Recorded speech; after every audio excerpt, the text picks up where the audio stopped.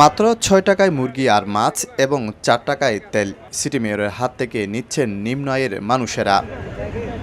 গরিবের সেই বাজারে এসেছেন প্রতিবন্ধী এমনও ট্রলি করে নিচ্ছেন তেল, চিনি, ময়দা সহ নানা পণ্য। তার মতো টোকেন দিয়ে সবাই স্বাধীনভাবে বেছে বেছে নিচ্ছেন ১,০০০ টাকার পণ্য। তবে সবকিছুর মূল্য মাত্র ১ টাকা। ডিম দিচ্ছে, এই ছোলা দিচ্ছে, ডাল দিচ্ছে, চাল দিচ্ছে, মুরগি দিচ্ছে, মাছ দিচ্ছে, তেল, ডিম,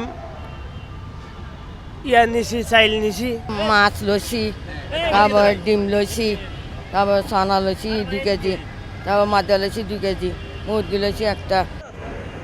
রোজার মাসে অসহায় ও নিম্ন আয়ের মানুষের জন্য সিটি কর্পোরেশনের সহায়তায় ১ টাকায় রোজার বাজার নামে ব্যতিক্রমী এ উদ্যোগ নিয়েছে বিদ্যানন্দ ফাউন্ডেশন। বিশাল এ কর্মযজ্ঞ হয়ে থাকে ধনাঢ্যদের দানের টাকায়।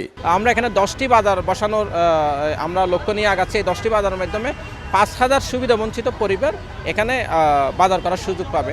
ওনারা তাদের যে দুঃসময় এখন, এই দুঃসময়ে তাদের একটুখানি হলেও তারা স্বস্তি এখান থেকে পাবেন।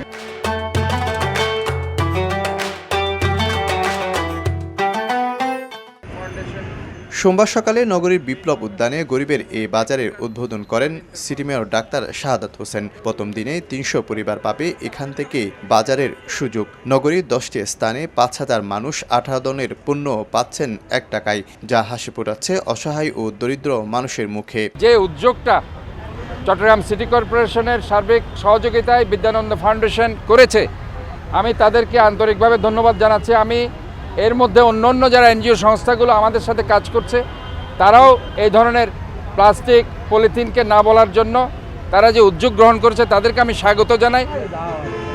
বাজার ছাড়াও পুরো রমজান মাস জুড়ে ১,০০০ দরিদ্র মানুষের জন্য ইফতার আর সেহরির ব্যবস্থা করেছে সংস্থাটি।